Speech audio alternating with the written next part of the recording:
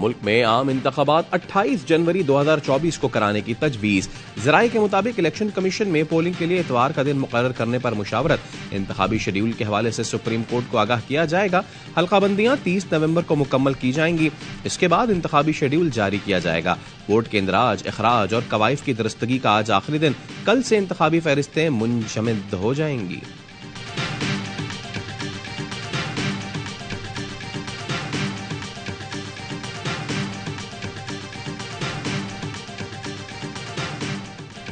Cipher case में chairman PTI की दोनों दरखास्तें मुस्तरद। इस्लामाबाद हाई कोर्ट ने जमानत और मुकदमा खारिज करने की दरखास्तें मुस्तरद कर दी।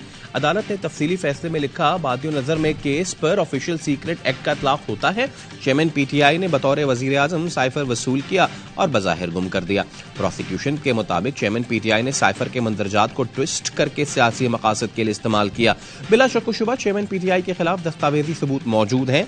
संगीन नौयत के इल्जामात पर जमानत नहीं बनती। शरीक मुलजिम की वजह से अखराज मुकदमे का हुक्म नहीं दिया जा सकता। वकील चेयरमैन पीटीआई सलमान सफदर का फैसले के खिलाफ सुप्रीम कोर्ट जाने का ऐलान।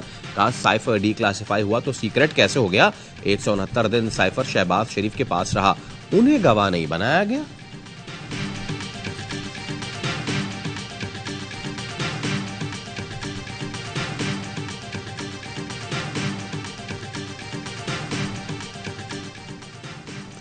नौ मई वाकयात पर रावलपिंडी पुलिस को चेयरमैन पीटीआई और शाह महमूद से अडियाला जेल में तफ्तीश की इजाजत मिल गई। रावलपिंडी पुलिस के अफसर साइफर केस की समाअत करने वाली खुसूसी अदालत में पेश हुए।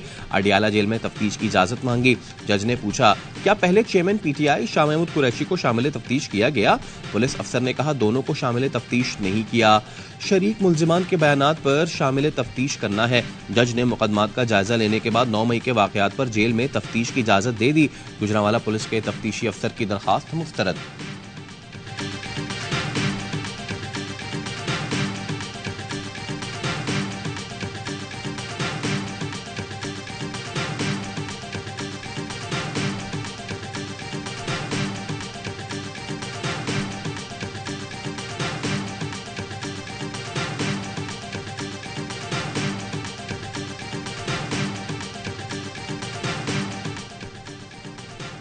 मुल्क छोड़ने पर कभी आमादा नहीं होगा। जो कुछ हो रहा है वो लंदन मुआहदे का नतीजा है। लंदन मुआहदा करप्ट मुजरिम के साथ तय पाया।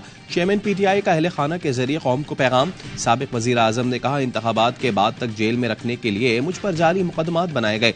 बंद कमरों में तैयार साजिशों के खिलाफ जोर पकड़ती मज़ाहमत इन्हें खौफजदा करती है। कभी इम्कान है जेल में मेरी जान लेने की कोशिश की जाएगी। जब भी इंतखाबात का मौका आए, तंजीमी जिम्मेदारान भरपूर इंतखाबी मुहिम चलाएं।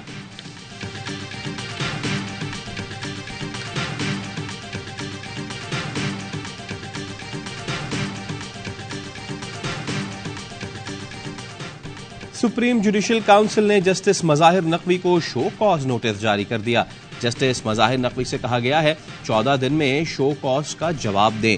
चीफ जस्टिस काजी फाइज ईसा की सरबराही में सुप्रीम जुडिशल काउंसिल के इजलास में जस्टिस मज़ाहिर नकवी के खिलाफ शिकायत का जायजा लिया गया। 3 अरकान ने नोटिस के हक में वोट दिया।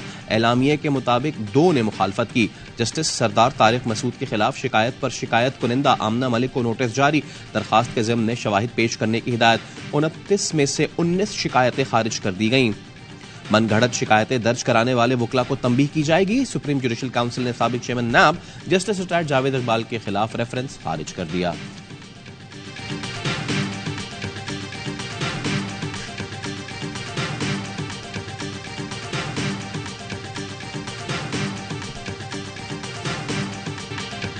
अक़वाम मुत्तहिदा की जनरल असम्बली में गजा में इंसानी बुनियादों पर जंगबंदी के मुतालबे की करारदाद भारी अक्सरियत से मंजूर।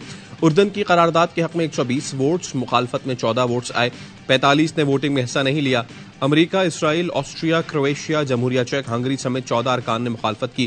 कनाडा, जर्मनी, बरतानिया समेत 45 रुकन ममालिक ने वोटिंग में हिस्सा नहीं लिया।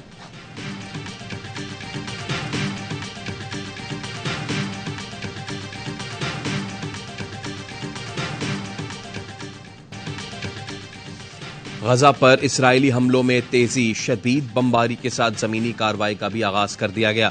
शिमाली गाजा में तोपखानों से गोले बरसाए जा रहे हैं। जमीनी कार्रवाई से पहले मवासलाती निजाम बंद किया गया। हिलाल अहमर के मुताबिक गजा में मवासलाती ब्लैकआउट होने के बाद टीमों से राब्ता मुनक़ता हो गया। इसराइली हमलों में शोहदा की तादाद 7,326 हो गई। इसराइल ने वहशियाना बमबारी से 772 खानदानों का नामो निशान मिटा दिया।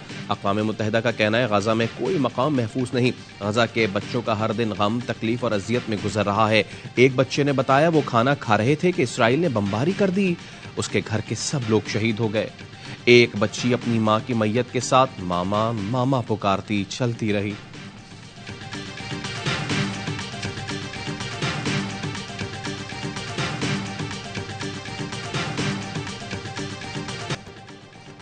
गैर कानूनी तौर पर मुकीम तमाम गैर मुल्कियों को पाकिस्तान छोड़ने की मोहलत में 3 दिन बाकी।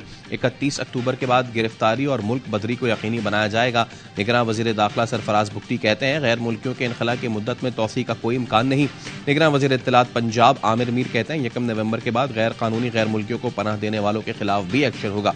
33,000 अफराद की निशानदेही हुई जिनके पास दस्तावेज नहीं, जो नहीं जाएंगे उन्हें पकड़कर डिपोर्ट किया जाएगा।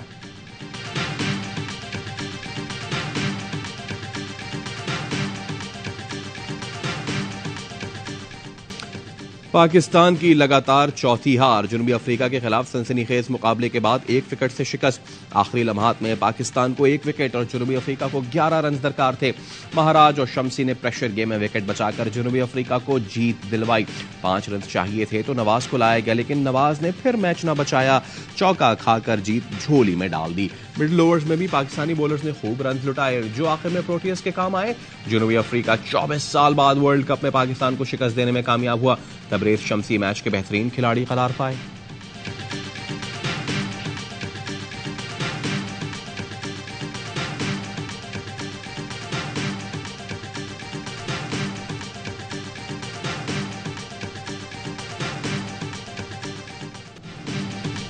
और नवाज ने मैच नहीं जितवाया, बाबर ने गुस्सा दिखाया।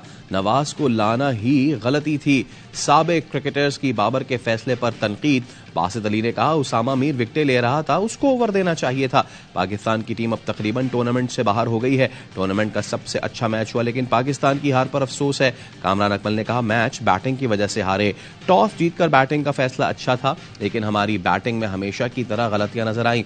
हर लम्हा पुरजोश में बात करते हुए अजहर अली ने कहा आखिरी 20 गेंदें जो नहीं खेली वही गले पड़ी। आखिरी ओवर तक खड़ा होना चाहिए था। जनूबी अफ्रीका चोक कर गया था, लेकिन हमने फायदा नहीं उठाया।